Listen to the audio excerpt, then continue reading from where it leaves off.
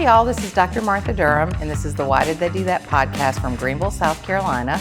And I'm going to have a special series starting today with my good friend, psychiatrist, Dr. Mary Ladd.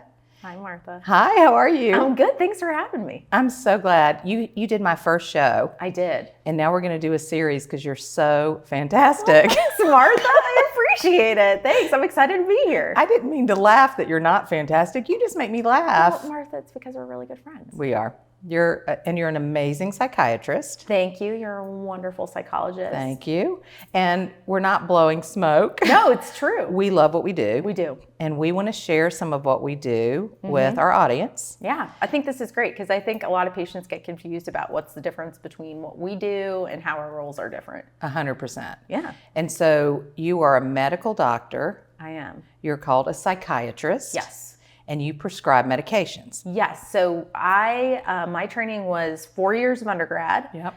Then we do 4 years of medical school. Right. And then in your third year of medical school and your fourth year, you decide kind of what specialty you want to go into. Mm-hmm. So I decided to do psychiatry. Yeah. So then we did it's typically a 4-year adult residency, but I'm child psychiatry too. Yes. So I did 3 years of adult training and then 2 years of child fellowship training. But we primarily are prescribers of medicine, but my residency program, I went to MUSC, which is the Medical University of South Carolina. Mm-hmm. We got trained in therapy too, not as extensively as you, right? But we are trained in therapy as well. Well, so I'm really glad you said that because not all psychiatrists or prescribers, because some nurse NPs can prescribe, I think. Yes. They don't do what you do. And I think it's really nice because some clients, or patients, I think is what you guys call them, we call them clients, are not going to really come to me. Yes. They'll come and get medicine, and even though they might need to come and talk about things, if they just leave with the medicine, they're not getting any of that extra help. Yeah. So I love that you do that. Yeah, so I am a big believer in therapy. I love therapy. Yep. So I typically in the period of time that we have, so my follow-up appointments are not as long as sessions. Right. But we try to do some supportive therapy, or we can even throw in some other types of modalities too, which I think can be really helpful. And you brought up a great point, Martha, what is an NP? Because I think that's a really good thing to talk about, and how is their training different. So my husband is actually my psych nurse practitioner. And so typically for nurse practitioners, they have to get their BSN, which is their bachelor's in nursing. Yes. And then they can do further training on top of that to become family nurse practitioners, psych nurse practitioners. There's a couple different types. So they do about 18 months on top of their BSN of classes, and then face-to-face time. And so they can also prescribe medication as well. Some states they can practice independently without a physician supervision, but in South Carolina they have to have some sort of physician supervision. So they can also get their doctorate. So sometimes they might say DNP, and that means that they got their doctorate in nurse practitioners. I thought that they've kind of changed that field where they have to get a PhD now. So that's not true. That sort of. Okay. So that is kind of what they're moving towards now, where they're trying to kind of get anybody who gets their NP to get a DNP or a doctorate in nurse practitioning. But that wasn't always the case before. Right. So NPs can be absolutely wonderful and super helpful, like especially like in my practice where I can't see everybody. Right. It's great to have a physician extender, like my husband Taylor. Yeah. To see I love it. That y'all work together. Yes. You also have a couple of counselors, or you used to. Do you still have counselors in your office? So I don't have any counselors in my office right now, but I really believe in collaborative care. Yes. So I actually know a lot of the therapists and counselors and psychologists in Greenville just because I feel like it's really important to have that. And so it's not uncommon for me to call people and collaborate with them. Not all providers will do that, but I do think it's really important. I do too. And I was trained a little later. I'm older, but I went to grad school later. And I trained in a VA. And the VA is very collaborative, so that's what I was used to. Yes. And then when you come into private practice in some cities, it really isn't.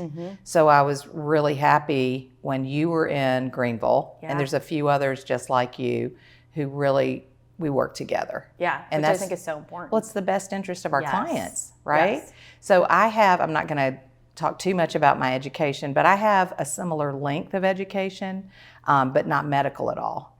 So we did a PhD which means I did a dissertation, I did a thesis.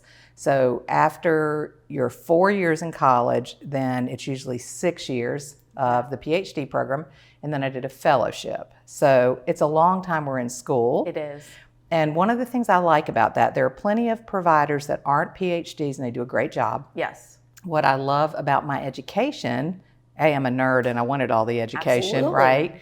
But it feels like the breadth and depth of my knowledge Absolutely is pretty solid. You get to, if you're in school for that long, you just have more experience because you just see so much. Right. Yeah, and especially if you're in, tertiary care centers or doing fellowships, you see some really unique. Say what tertiary means for our audience. Yeah. Okay, so there are tertiary care centers are typically academic centers. Right.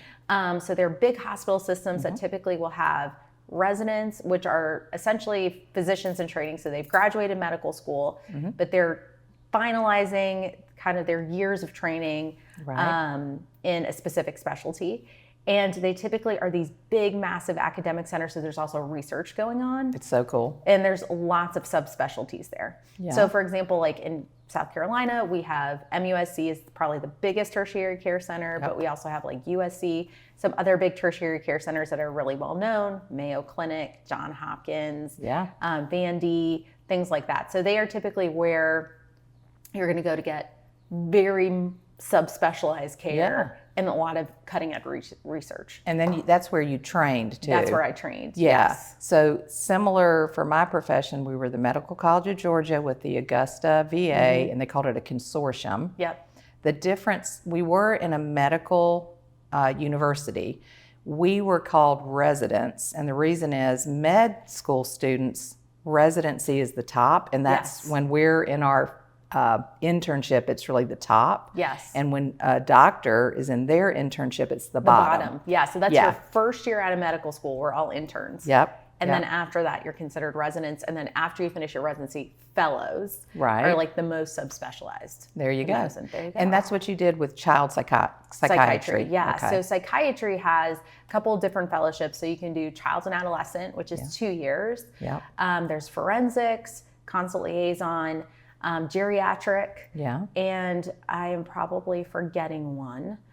There's also addictions. And now there's another one that is kind of coming into more of the forefront, which we call brain stimulation, which is stuff like ketamine, TMS, ECT, and some other stuff. So that's not normally like an official one, but it typically is like an extra. I want to have a little aside, and you'll probably know the name of this. The VA just approved, it's not ketamine, but it's a treatment like that for vets. It starts with an M. Do you know what I'm talking about? Is it this? So the most recent stuff that's come out of Brainstem is the SAINT protocol, which is a rapid TMS. Okay. And then there's some research that's been coming out that's starting to get approved with psychedelics. Yes. So like the MDMA, psilocybin. That's it. Yeah, MDMA is one of the psychedelics that has phenomenal research backing, especially with PTSD? Trauma and PTSD, yes. Yeah, that's really cool. Yeah. And I think that's going to be a really important field. Yes. Are you going to be someone who could prescribe that or lead someone through that? I think that's kind of the biggest concern with the psychedelics is how do we, and there's tons of research studies in academics, but it's how do we transition that to clinical practice and make that work? It was illegal. Right. So now we're legalizing some stuff. Right. We are legalizing some things, and there's been talk with the DEA about unscheduling MDMA in particular, but also psilocybin. Some states it is, but not universally. But I guess, the question is, like in research studies, it's very regimented. So it's like you go in, you have a therapy session, then you have this experience, and there's 3 people in the room, and it's special music, and it's all this kind of stuff. And oh, wow. I didn't know all that. Special special mask that you wear. Oh, wow. Then it's another therapy session, then it's another experience. So it's a very regimented experience. And I think the question is like, how do we mass do that safely, but also effectively? So I think that's kind of the biggest thing. There are some training programs for therapists and providers, but it's just how do we universally and that's a little down the road is what that sounds like. It's really cool though. And I'm old enough that I remember Timothy Leary. Yes. Right. And so back in the 60s, maybe, he was LSD. And wondering if that could be helpful. And now fast forward, we're doing this microdosing, which, as I understand it, you're not getting high. It's not because it's such a small dose, and it's just working on some area of the brain to help with that trauma, PTSD, stuff like that. Yeah. So, what we have found is that microdosing daily doesn't give really good long-term benefits. But having these they feel like the max is about 3 sessions where you get the most benefit and the best of outcomes from that. So, and they've looked at all the different type of psychedelics. So everything from MDMA, LSD, psilocybin. Now they're starting to look at ibogaine. You're so smart. I am not, but thank you. But listen, we're going off the cuff, and I'm so glad because I didn't know where this was going, and this is amazingly interesting. Yeah, it is super interesting stuff. So there's a lot of different psychedelics now that they're starting to research and see which are the best options. But the results are pretty phenomenal, and they're using them in everything from PTSD has probably the most robust research, but they're also looking at it for depression, eating disorders. Right now the biggest rate limiting factor is if there's a psychotic disorder history or if there's a bipolar history, but everything else is pretty fair game. That is so cool. So I want to ask you a couple of more general questions. Sure. If somebody is walking into your office, what should they expect? So my office in particular it doesn't look like a doctor's office. So there's not the exam table and things like that. So you walk into my office, there's lots of books on the shelves. I have a therapy dog named Apollo who's in my office. So cute. He's adorable. He's a 1-year golden doodle. So he's usually hanging out in my office. And then since I see kids, there's lots of toys. Fidgets. We love a good fidget. We love a fidget. And then there's usually just 2 chairs and my desk. So it's a very relaxed atmosphere. And I always tell my kids who come in to see me, I'm the doctor you want to see because I don't do shots. That's right. There's no exams. I think there's a candy basket. There's a candy thing. So you just get to come in and play and get candy at the end. Yeah, so I love it. Very relaxed. How long would your session be? So a new intake is typically 60 minutes. Oh, wow, that's long. It is. Sometimes it can go a little bit longer than that. And then follow-ups are typically anywhere from 20 minutes to 40 minutes, depending on the individual and what they kind of need. You do that, and a lot of people don't. A lot of people do 15 minutes. Yeah, we usually do. I feel like, I get to know my patients well and see kind of what time they need. Yeah, that's really cool. So if you walk into my office, you're going to come in and you're going to talk about what's going on for you, and we're going to work towards some goals that you have to change your life in whatever way you want to change it. And so they might come to you and they might be depressed or anxious, and they may need a little medication for that.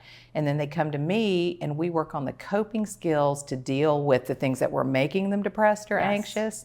Some people will have to be on medicine maybe their whole lives, but sometimes when you learn those coping skills, you don't have to be. Absolutely. So that's the way we can work together sometimes. Exactly. And that's why collaborative care is so important. It is. Yes. So I know. And how often, Martha, do you feel like you see people in your office? Tell me what you mean. So sometimes is it once a week? Is it once a month? How often do you usually see follow-ups? It depends on where they are. If they're in crisis, I'm probably going to see them once a week. Sometimes it's been twice a week, depending on the crisis. Then you move out to every 2 weeks. You can go to a month, and you kind of let it taper off. But a lot of people, they just want a touchstone, and they may come in once a month for quite some time, or they might decide I'm going to come in every 3 months or something like that. I'm always available, so they can always come in and work on something new. Yeah. So how about for you? Yeah, so for us, typically I say after I see you for the first time, I usually see you about 4 to 6 weeks after that, after we come up with the treatment plan. And then some of my patients are great and just come in every 6 months. Yeah. Some I see every week or every 2 weeks. Yeah. So it really is patient dependent. Yeah, it's the level of the care they need. Absolutely, the acuity that they need. I'm so excited I get to have you back. We're going to have 4 episodes in this series that I'm calling Mental Health Matters, where we just talk about psychiatry and psychology. So thank you for being with me. Thanks for having me, Martha. Yeah. If you guys liked what you heard, please subscribe and like, and we'll be back with Dr. Mary Ladd soon.